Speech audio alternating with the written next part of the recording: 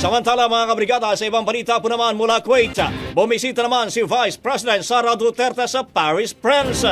Ayon sa Office of the Vice President, may layover sa Paris ang Vice Presidente para sa biyahe niya papuntang The Hague sa The Netherlands.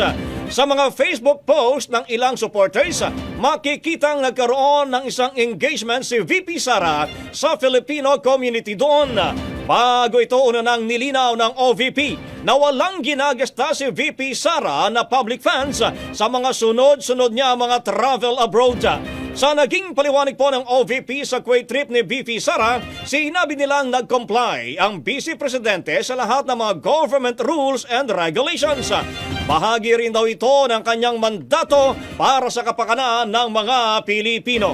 Tuloy-tuloy din naman ang operasyon ng mga tanggapan ng OVP at ng mga satellite offices nito sa iba't ibang bahagi po ng bansa. Kung maalala, maliban po sa Kuwait at sa France, bumibisita rin si VP Sara sa The Hague para naman sa kanyang amang si dating Pangulong Rodrigo Duterte na nakapiit doon. Mayroon din siya mga trip sa Qatar, sa Australia, South Korea at maging sa Malaysia. Ang bahaging ito ay hatid sa atin ng Drive Max Coffee. Ligayang tuloy-tuloy.